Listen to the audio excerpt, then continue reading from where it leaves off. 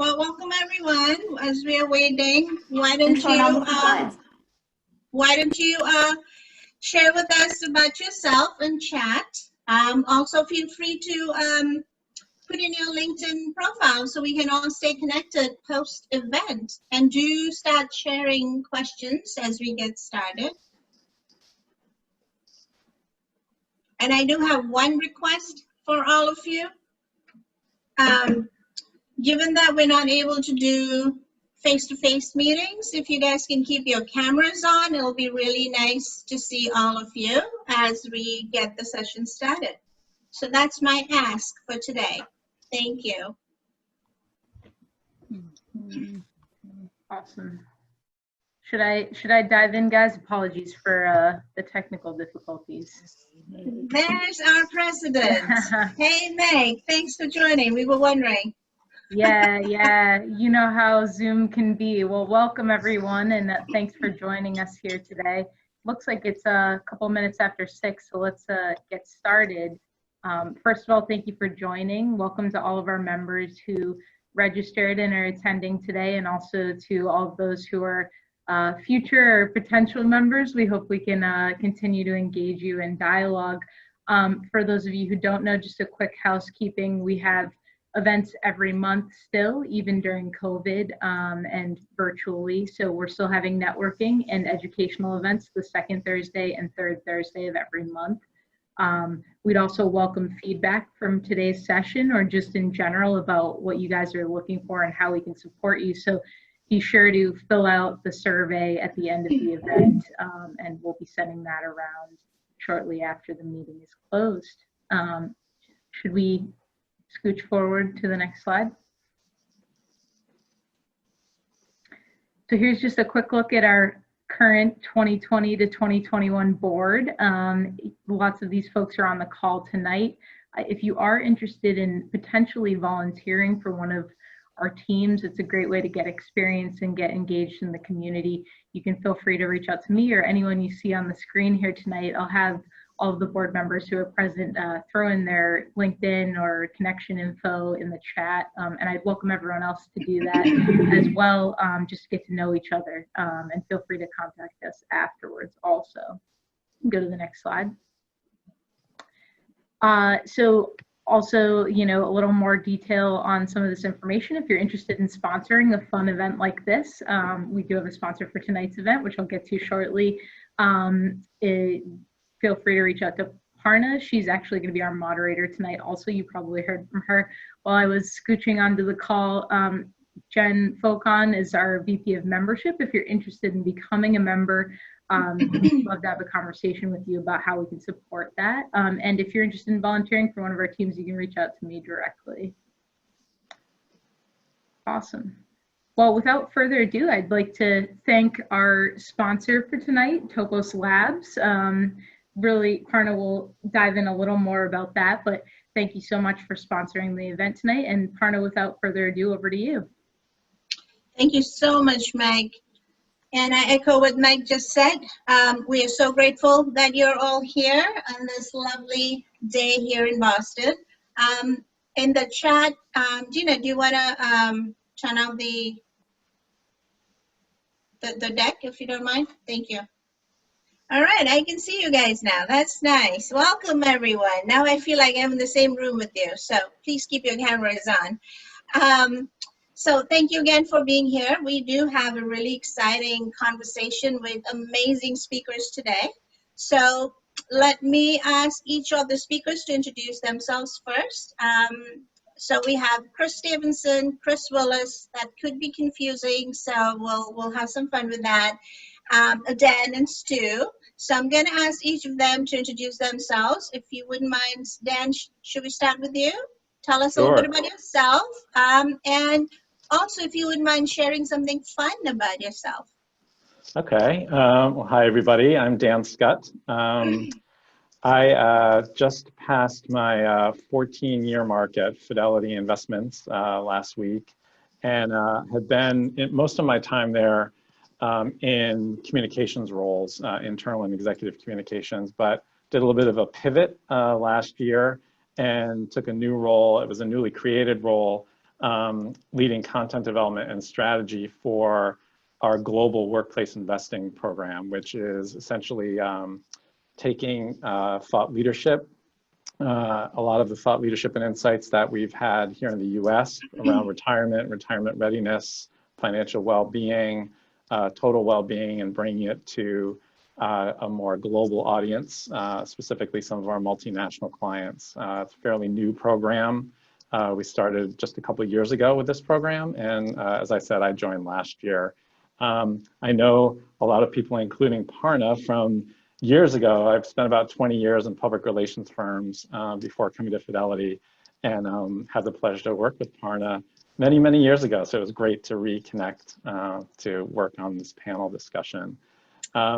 Something fun about me, I guess, I'm a pop culture fanatic. So I have the music taste of probably a 15-year-old, and which embarrasses my 15-year-old son when I sing along to songs. And I was just in the car with him today, and he had Juice World on, and I said something like, "Oh, I love this song," and he just wanted to shut it off completely. It's like, Dad, what? So, Ruined it. My husband and I, my husband is Christian, and we have a 15-year-old son. Excellent. Well, thanks for being here. Thanks for having me. Chris Willis. You sure you want me and not Stephenson? Because however you want to do that. Yeah, I know. Yes, let's do it, Mr. Willis. Fantastic. I'm Chris Willis. I'm the Chief Marketing Officer at a company called Acrolinx. Acrolinx is a Boston and Berlin, Germany-based AI-powered governance platform. We're enabling brands like Microsoft, Facebook, Apple, Citibank, HSBC to write better content faster, while essentially aligning all of their writers with their company's strategic content guidelines at scale. So think of thousands of people inside an organization writing with the clarity, consistency, and character of the organization. Something fun about me. I don't know, Parna and I worked together 11 years ago. That was fun. I am setting up a stock tank pool in my yard tomorrow, starting tomorrow. It's probably going to take a few days.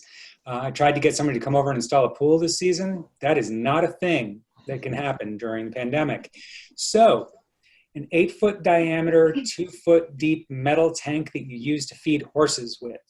Pop a couple holes in the side, install an above ground pool filter, build a deck around it.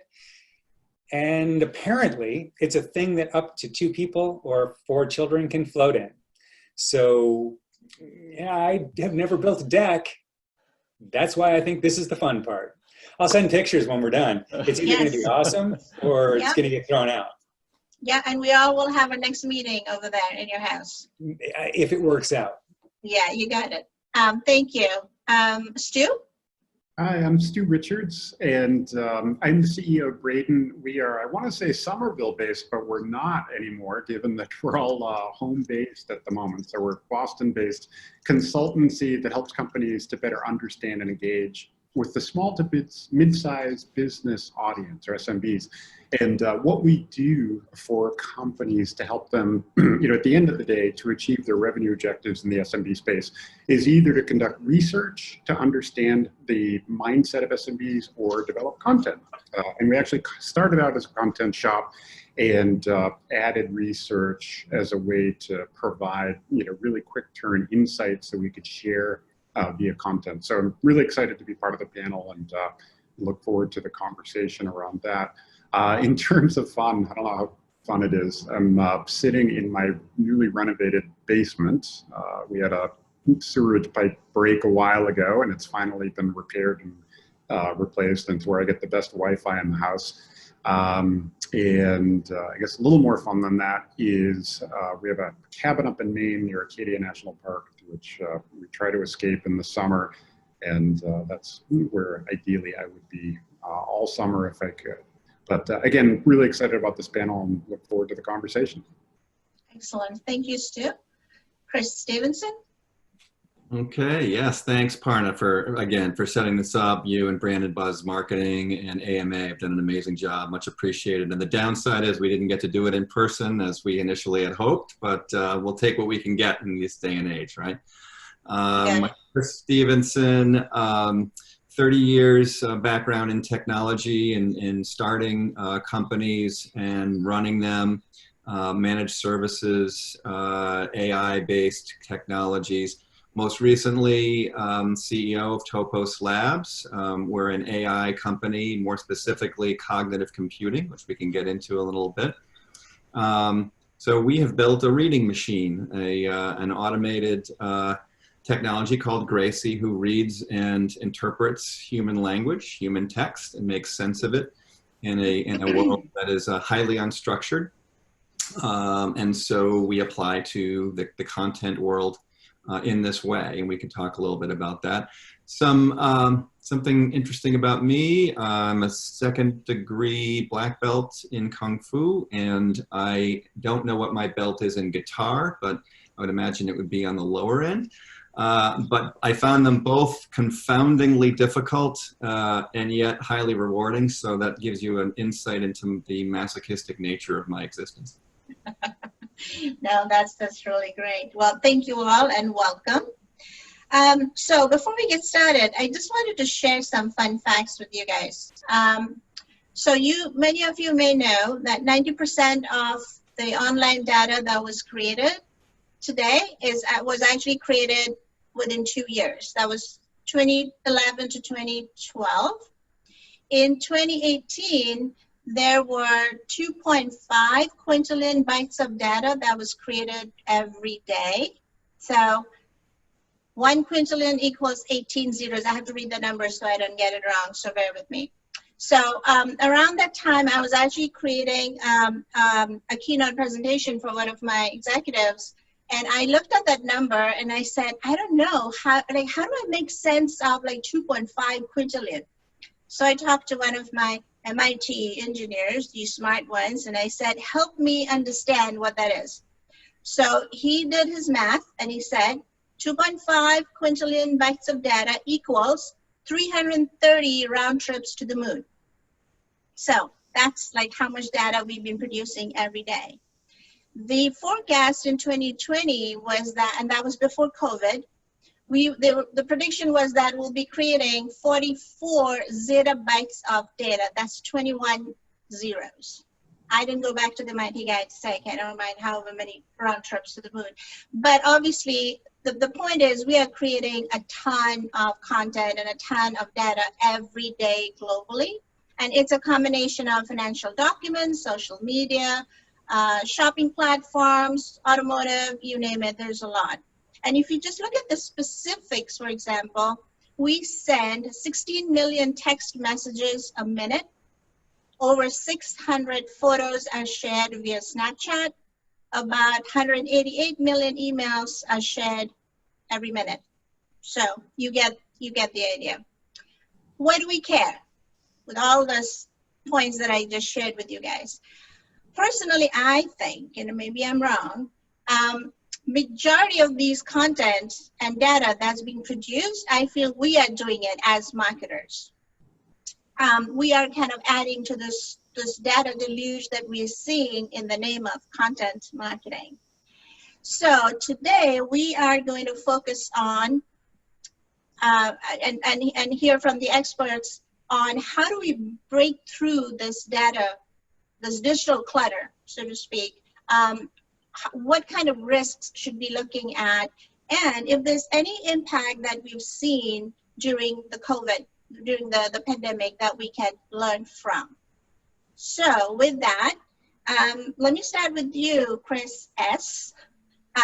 We talked a lot about risks in the beginning as you guys were talking, but as a marketer, what is risk? Like, what do you mean risk in content? You know, we're creating fun content, infographics and newsletters and videos, but what's risk? So if you wouldn't mind sharing your insight on helping us understand the kinds of risks, what should we be aware of so that we all understand what that is? Sure. So, and I think what's going to be fun is that the other Chris Willis will have an entirely new slant on this because of what his organization does.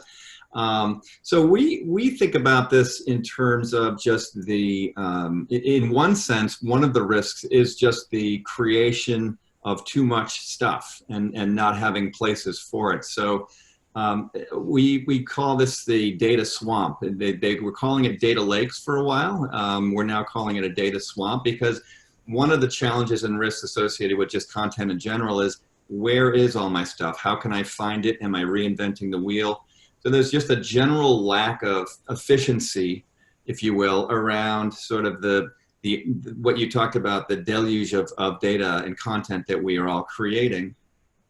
And then there's this whole world, since everyone's a publisher now, it's ubiquitous that the content creation tools, technologies, software, applications, devices, and the social media streams and opportunities to disseminate that information are so voluminous and so ubiquitous that there are some circuit breakers that need to go into place. Now, I don't need to tell that to organizations that have large compliance and legal departments that need to do this due to regulations and requirements of that nature.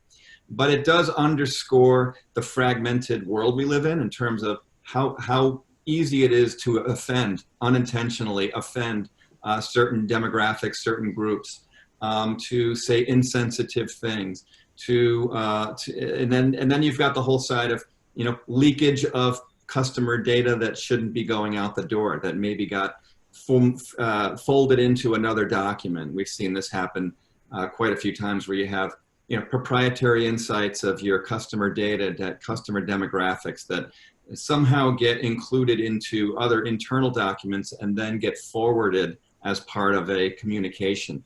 So it's just this idea of, there's so much data, it's hard to keep track of it, and then it's hard to manage how it leaves your organization and by what means. So I'm going to stop there because there's so many different ways you could talk about this, but I'll stop there and see if that came close to answering what you were asking. Well, I think that's really good. Thank you for that. Dan, you obviously are creating a ton of content globally. When you look at, based on what Chris just said, are you looking at risk factors, especially given, the industry that you're in and you're creating data for the global audience? Like, what kind of risks do you have to keep in mind as you're creating this volley of content that I know you are and your team's creating? Well, not too much, right? We don't want to have too much of that. We don't want to fill that swamp too much. It's right person, right time, right message, right? But I would build on Chris actually said it, in that we are at Fidelity is one of those organizations that has a pretty regimented approach to content and compliance that needs to be done on that content, and obviously meeting the regulations of the financial services industry. So that's kind of a baseline. What's been interesting from a global standpoint is that a lot of the work that I do is with Fidelity International, which is kind of owned by the same family, but a separate company. But it's interesting to see that, so the risks that I deal with from a global standpoint is that the regulations are different country to country in the financial services industry, and even internally at Fidelity, there's self-sign-off compliance. There's what I would call a little more loosey-goosey compliance than we have in the US, which sometimes makes me a little nervous with some of our content. But I think other than that, which is built in, and I know Chuck Cabot is on this call, who's at Fidelity and leads a lot of our social media work and is dealing with compliance issues all the time and trying to speed that up so that we can respond in real time on social media platforms. But the global perspective brings a whole other set of issues in that there are risks in how we talk about the content, how we address the different, whether it's insights that we have, how we present those insights. There's risks in that there's cultural differences. There's there's even how that information is consumed is really different. So, you know, we can do all we want and spend a ton of time on white papers, on the research that we've done, but in Hong Kong, they couldn't care less. They want to have something that's like a quick infographic that can go up on social media. Same with, I mean, it's things like how we color code things, where we put out a retirement survey and put out retirement scores for different regions, and had to think about the red, green, and yellow scheme that we were using for, you know, a good score versus a bad score, but red is a good thing in Asia. So, you know, it's those kind of things that are small, but can be a real risk in terms of how people consume the content that we're putting out there. That's really cool. Chris, the other Chris, obviously if you want to comment anything on the risk factor, but my question to you also is that, how do you audit your content? Is that something that you guys spend a lot of time on to make sure that there's no risks at the content? Yeah, actually, I mean, it is. And I think it needs to go one step further back to the basis of the challenge that we have, is that back in the olden days, people had writers. There were people who had a job to write. And now inside most of our companies, we don't have that. Writing gets done by people that work, that have jobs, and we're begging and borrowing content creation. And when we get that, we oftentimes don't have a full editing process. So somebody's reviewing content, we're making sure it doesn't have obscenities in the middle of it, and we're publishing it.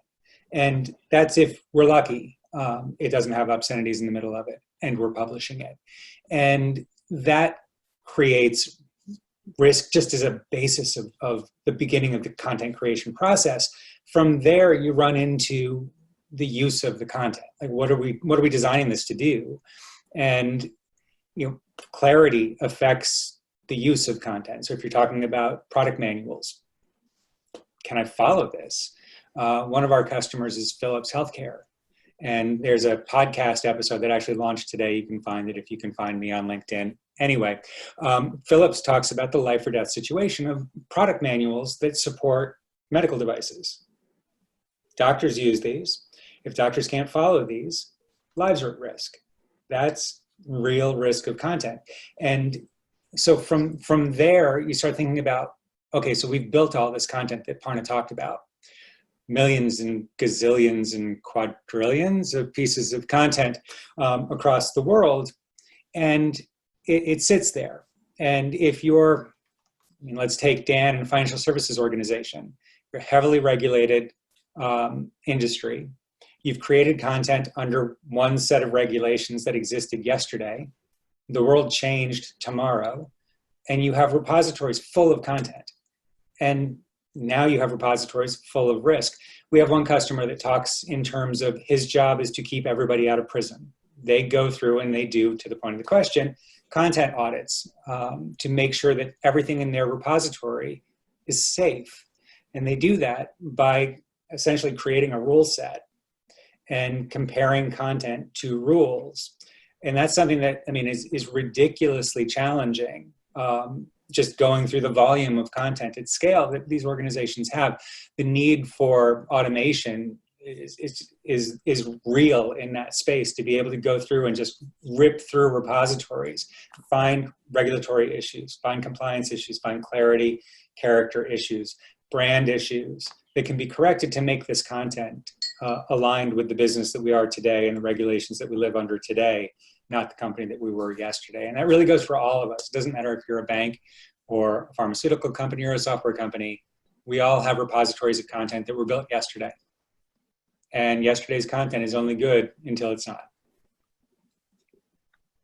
Good point. Thanks. Stu, you create obviously a ton of content also for your SMB clients.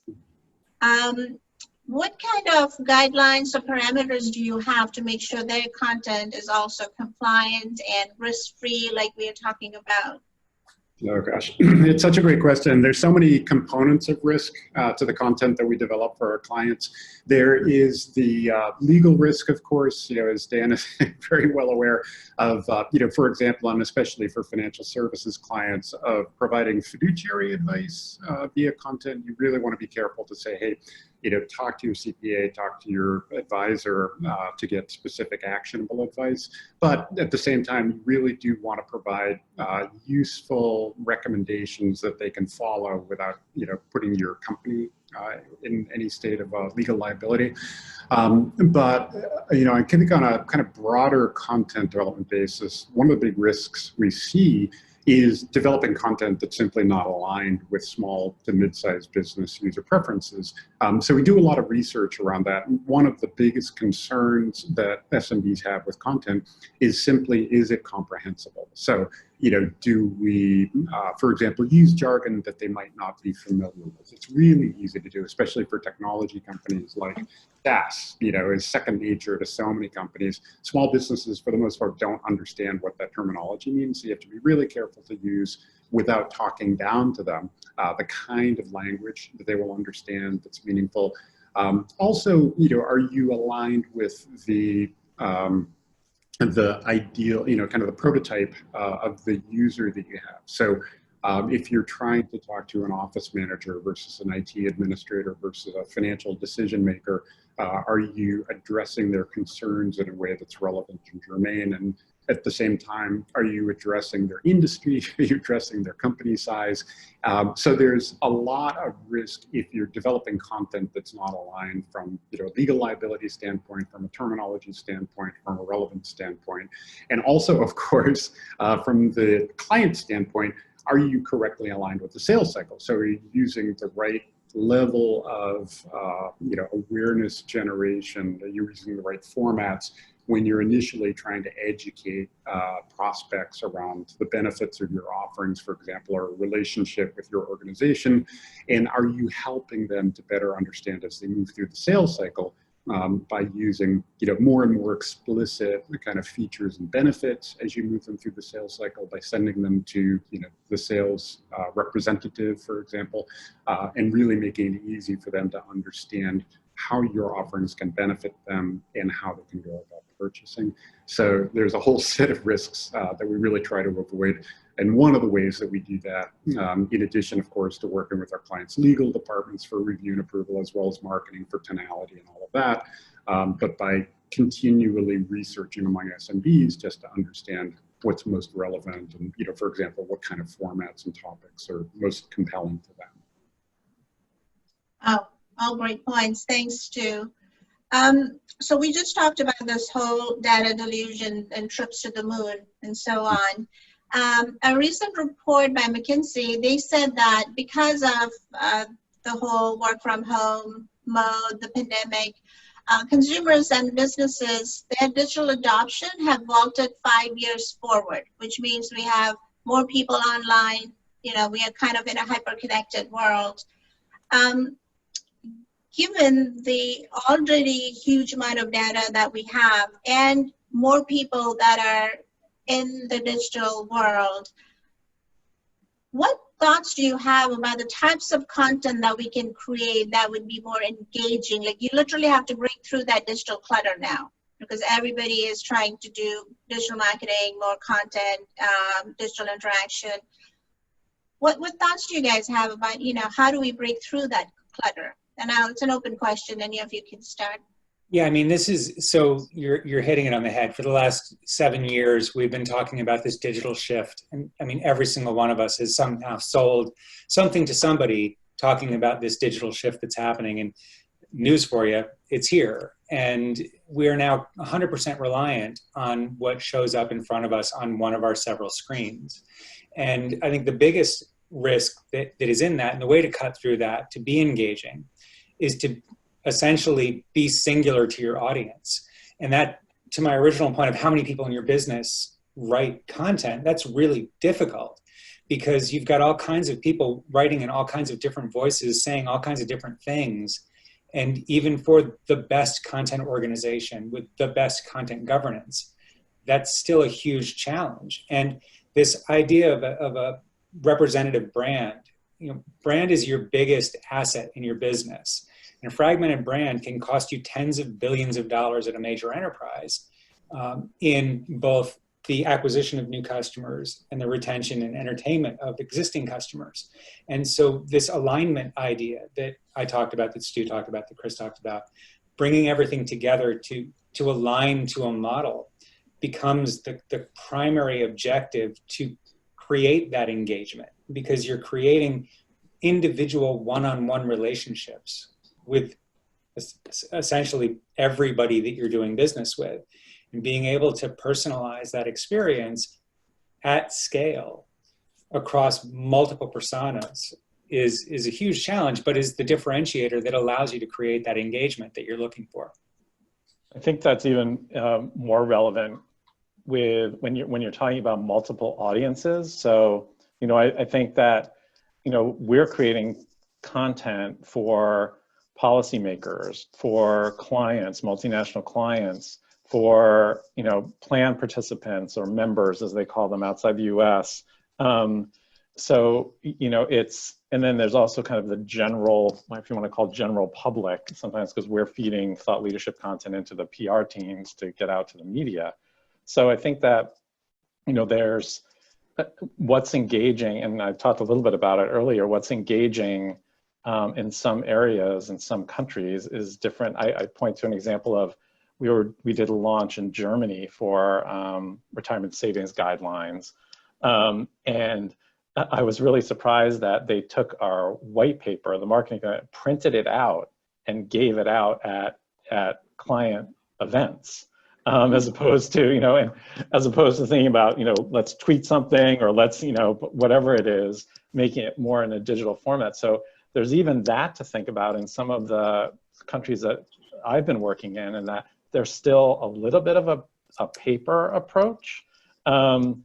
In some areas of, and in some industries, it's obviously not the same everywhere, because there is such an adoption of this digital approach for years now. But I think having multiple audiences also plays into what's engaging, and obviously policymakers, what is going to be engaging from a content standpoint for them is different than a plan participant in Hong Kong who just wants to get a quick infographic or some interesting visual with ideally a call to action. That's the other piece for us, is that we do want content to be engaging, but we usually want and feel like they deserve some kind of call to action that will help them be more in tune with, in our case, retirement readiness, be able to give them the resources and education that they need, because we're finding through all of our research that there's a huge need for that. People don't understand what they need to be doing to save.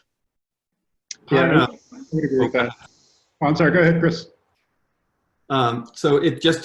Thanks, Stu. So just to pick up on that, Parna, so this idea of creating engaging content is fascinating to me, because one of the customers that we're dealing with is a startup that has identified 5 personas or enclaves of the way people consume content. There's a whole study with, they're following a sort of a tried and true methodology around behavioral content consumption. And so it's not even just making something engaging in terms of, the topic that it's hitting. It's actually the nature of the language itself that can endear or offend in very subtle ways.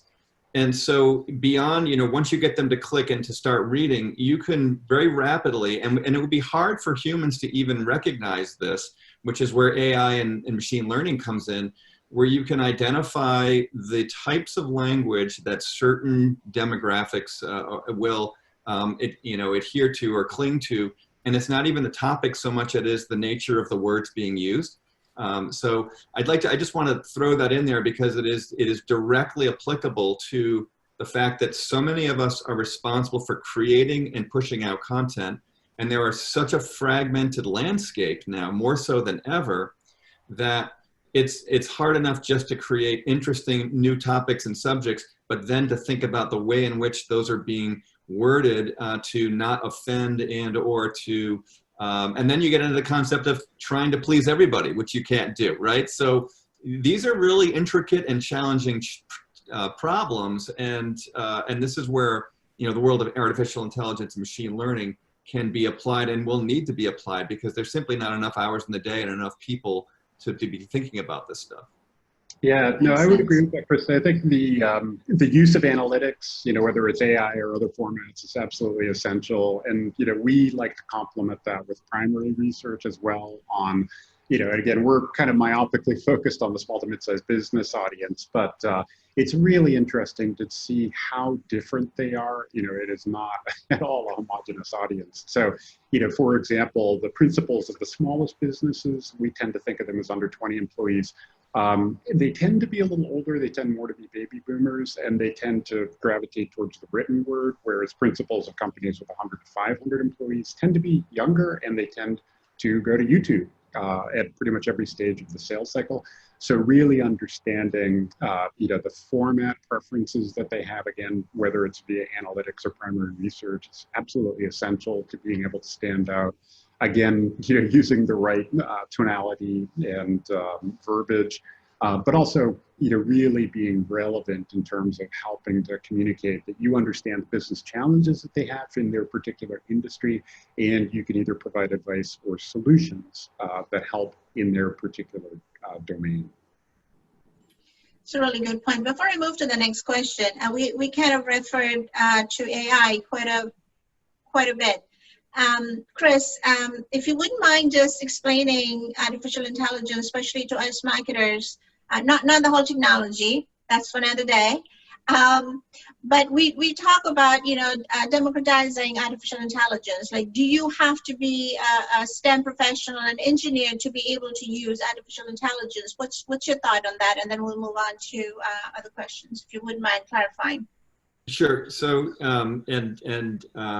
you made the mistake we said we weren't going to make, right? Or you intentionally did it. So Chris and I would talk over it. But I'm going to do it me, because Chris has an AI company too. I saw you lean in first. I was okay. So, but no, absolutely. So first of all, the answer to the question is currently, yes, you need a fair degree of technical knowledge out there right now to be able to manage and corral and create technology using AI and machine learning. It just is the nature of the world right now.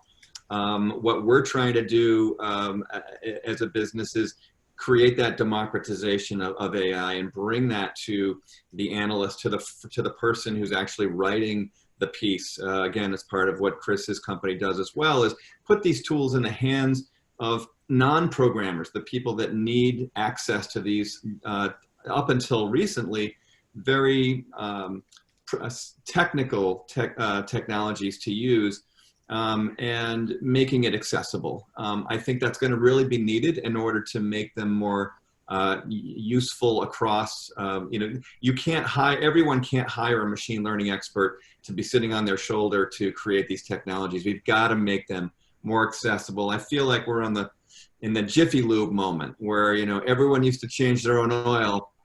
And there were a lot of tools out there that allowed you to do it. There's a ramp in the garage. You could pull your car up on it, and, better dipsticks and better cloths. And then Jiffy Lube came and provided okay, now I can drive in, drive out. It was accessible for everyone and make it simple. And this is kind of where we're turning the corner, where we can take these very challenging technologies and make them usable by your everyday domain experts, I'd call them. Excellent. Yeah, 100%. The best systems, regardless of the type of system, are the ones that fill a spot in the business that just make sense and are usable. And when you think about AI in the content space, at least the way that it applies to us, we've created, if you want to personify our solution, there's a person that knows your business, knows the way that you want to write, knows the words you like to use, the level of clarity, the audiences you're creating for, the purposes of your content. And it sits on every one of your shoulders 24 hours a day, reads your content and tells you it isn't good until it is. And so you as a writer, I'm not adjusting your process. Our product integrates into every authoring environment. So you work the way you work. You don't need to learn anything. And you're getting feedback from somebody that doesn't care what color your shoes are, didn't have a bad day, isn't hungover, isn't snarky, is just providing you with guidance of the company writes this way, you're writing this way, you're not aligned, let's bring it in. And when that content leaves your desk, it's quantified, there's a score that shows that it's aligned so that your next level of management can understand how far it's come and how far it needs to go. And so as an end user, you don't know how smart our system is. You don't need to. It just needs to be able to guide you. So we spend all of our time and energy creating something that has almost no impact on the way that you work. It just provides value. So no, you don't need to have an advanced degree. Cool.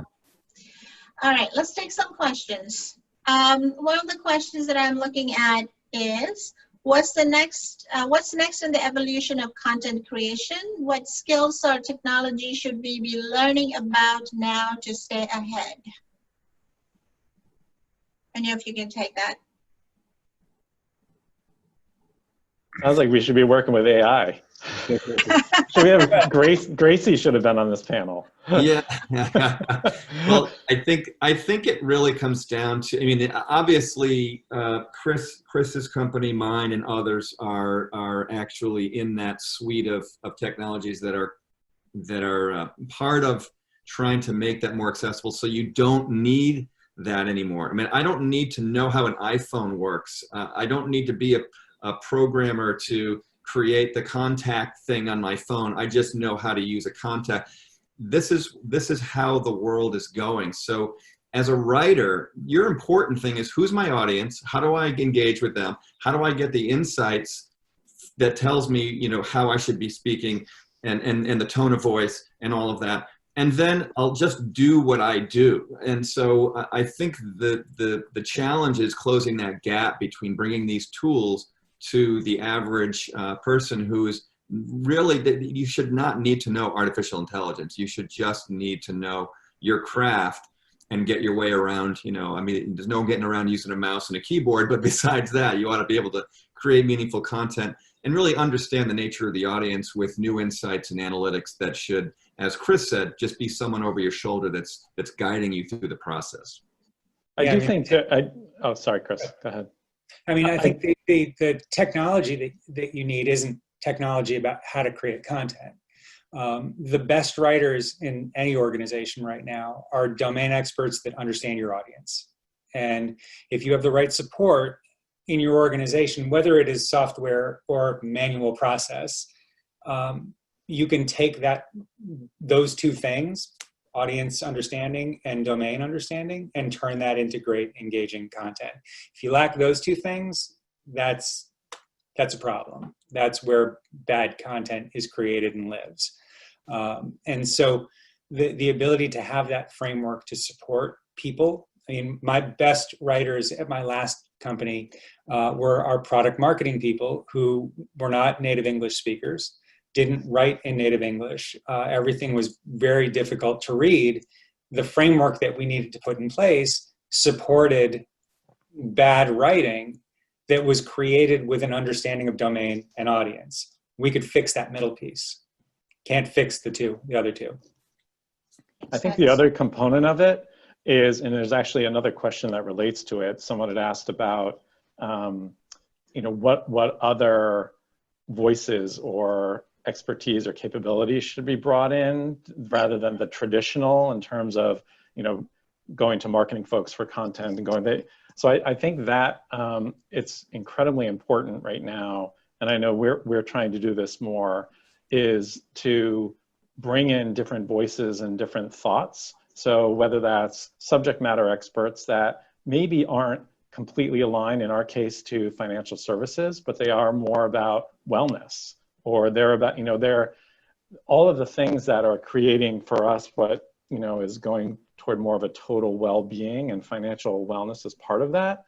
I think that plays out in so many different areas. And I think bringing diversity of thought, especially right now, as you know, there's a lot of this stuff is in a vacuum, and I don't want to open it up to a bigger discussion about that, but I think diversity of thought and different mindsets, being able to give input into content, and whether they're building it or contributing to it, is incredibly important to make it engaging for a variety of audiences. Yeah, I would say, from our standpoint, we're an agency, so we're creating content outside of an organization. And, when we start, of course, we lack a basic knowledge of like, what are the key communication points around a particular product set, or what's the tone of voice. So, what we would love as an agency, and what we're constantly pushing our clients for, is better definition of who exactly is the target, what are our key communication points, and what's our tone of voice. So the crisper a profile we have of our target audience and of the language used, literally down to like words that are either to be promoted or not to be used whatsoever, and an understanding of the buying journey and the specifics of the persona.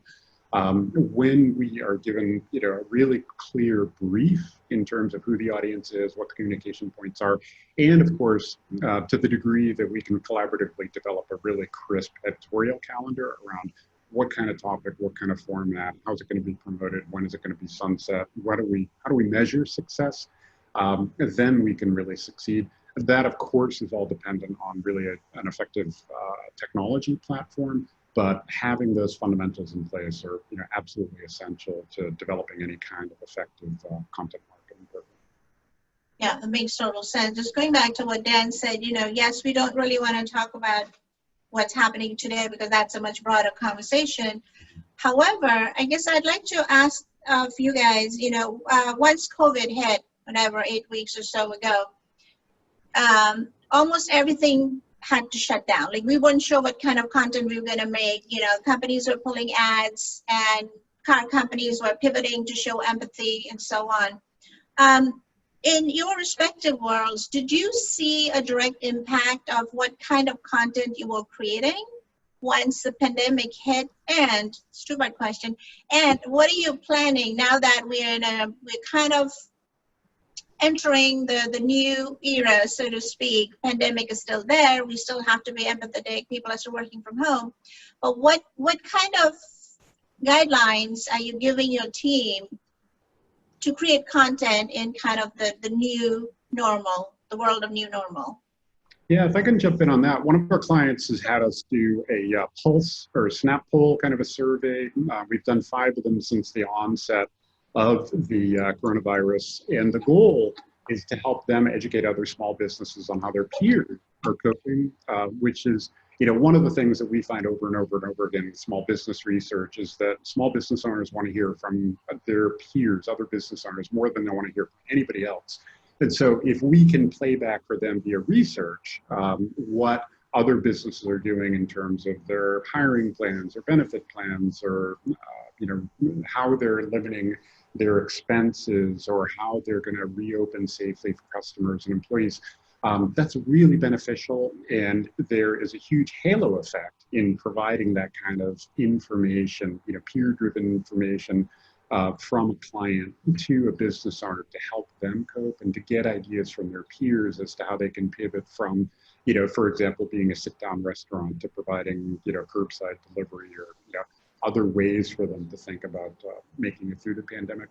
So, what we see happening again in our, kind of limited domain in the content world focused on SMBs is providing research and support to help small businesses understand how they can pivot and how they can survive. We had a major pivot with the pandemic, just given the nature of our business. We were on the cusp of launching this global retirement survey that I referenced earlier, which creates a retirement score for different countries.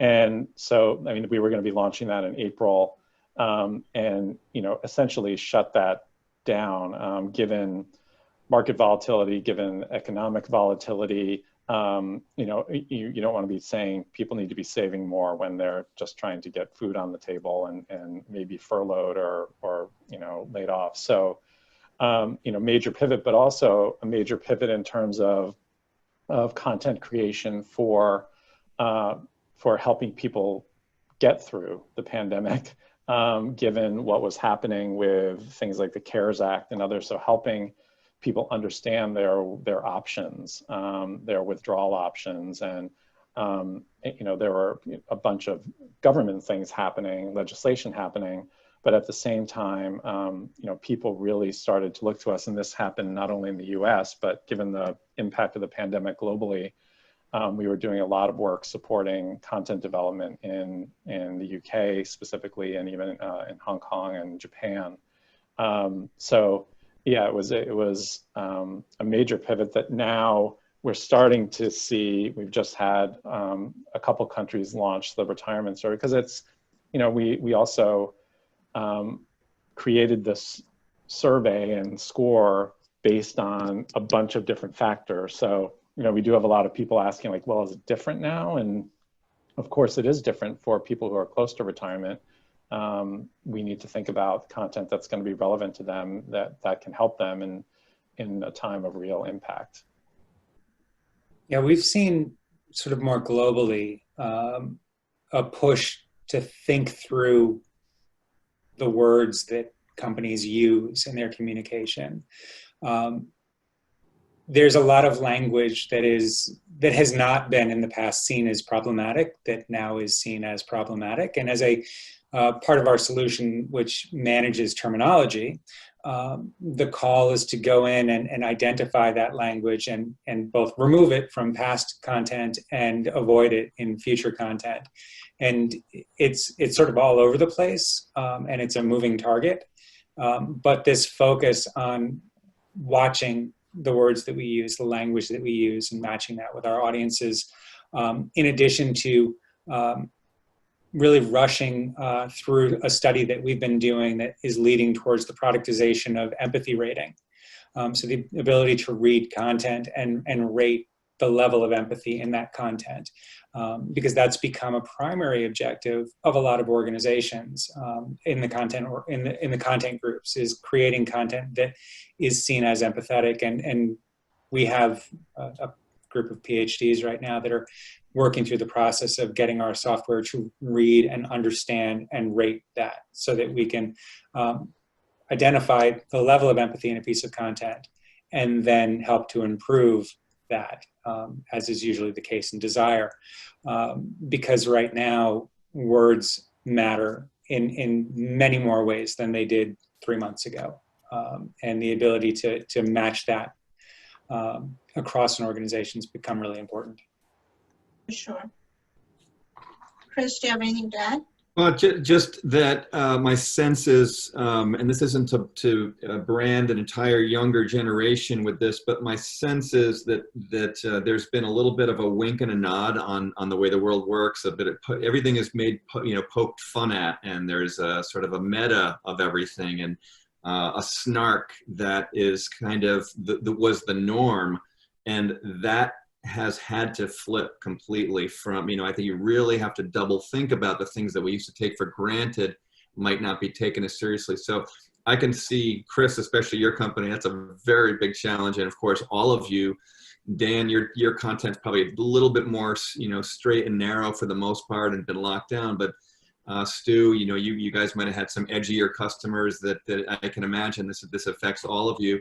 But the thing that's affecting us, more importantly than the content we're creating, is the customers that we have. When you get a customer, an employee base that gets distributed and now they're all at home, there's a significant additional risk of that other side that's not really directly germane to this conversation, but data loss, data leakage of important company information, that you had a better handle on that when everyone was in the building and you can control that from a firewall perspective.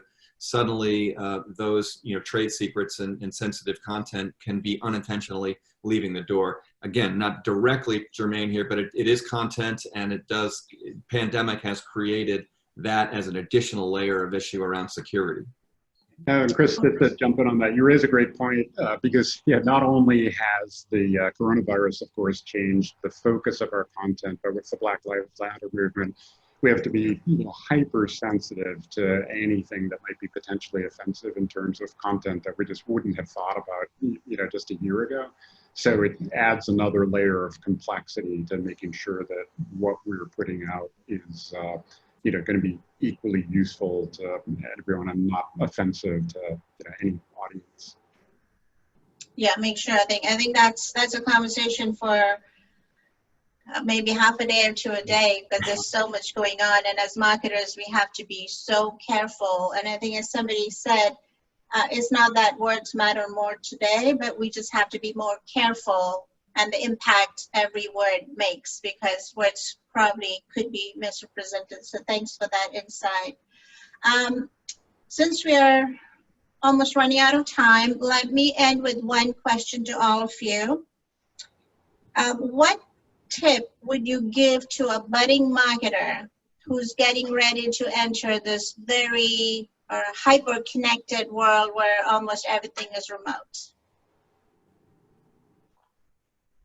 Oh boy, I'll jump in on that one. It's just, I love it. All of you, speak at once. Yeah. No, it would just be, relevance. And again, we're very focused on SMBs, but it's really the key to the kingdom. So to the degree that you can really have a picture in mind of the person to whom you're writing. So, if you can understand, again, what's their industry, what's their company size, how well are they capitalized, what are the real pressing business challenges that they have, and, what's their understanding of your set of offerings. So, without using technology that's terminology that's going to confuse them about your, if it's a technology offering. So, really just making sure that your content is going to be relevant, meaningful, comprehensible to your audience. That's the single most important thing we try to focus on as a content shop. Good point. I would say don't box yourself in coming into it. So I talked about that diversity of thought before. So I think there can be sometimes a traditional look at what a communicator is or a marketer is, and I think those definitions should and are changing. So I think that for someone coming into, and I can't speak as much to, haven't been a true marketer over the years, but that come in with what they feel is with a lot of observations. What have they seen out there that's working, that's resonated with them, or their audience, their friends, or their family, and those kind of things, and shake it up a bit, and not be afraid to come with new and interesting insights. Good point. I'll jump on that, Dan. You just almost stole my thunder there, but sorry. Just pulled back right at the end.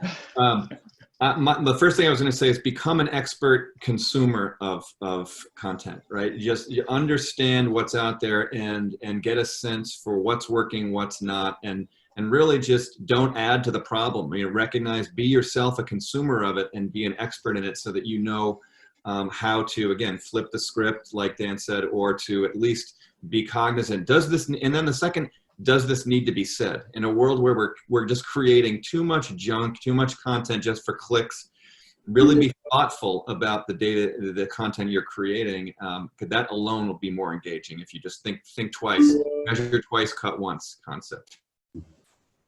Good point. Chris? Learn how to code. He was pondering. We could see his brain moving. That was helpful. No, I think everybody said essentially what needs to happen, and it's that ability to come in, have an idea of what's working for you because you are somebody's audience, and then overlaying that on top. The best thing that a young marketer can bring to an organization is an understanding of the audience that they serve, and I think that we as more senior leaders in marketing organizations rely on that. I can't be in touch with everything, although I'm all over TikTok. I'm pretty sure I got it. But it's hard to be everywhere, and bringing in that view that represents the audience is a huge benefit. Can we rewind that and delete? I think that's engaging. I think that's engaging content, Chris. I think you just nailed it. You want to just send me this video and I can edit that out? That'd be great. Well, we just created this piece of content. We just added to the data deluge today, and your TikTok dance was perfect. Fantastic. My employees are now slacking me. Well, thank you all for joining us today. This is an amazing conversation. I'm sure we can go on and on. But thank you, Chris and Dan and Stu, for your insights and for being here. And if you guys have any other questions, comments, you know how to reach us. But let me turn it over to, I know it's 7. Helen, if you want to just walk us through our next upcoming events, please. Thank you, everyone. I'm Helen Pinchansky, VP of Programming for AMA Boston, and I'm really excited. Thank you so much. Such a wonderful panel this evening. And wanted to say about the upcoming events. Next Thursday, we're going to be having a fireside chat. And again, we're talking a little bit about the augmented reality for marketers. So that's a wonderful conversation to continue from today as well. And our monthly mingle coming up on August 13, where we have wonderful speakers, and Michael Brenner is going to be our guest speaker for that one. And we have webinars coming up. If you visit our website, all the events are listed there. And please complete the survey afterwards that you're going to be receiving via email. And thank you so much, everyone.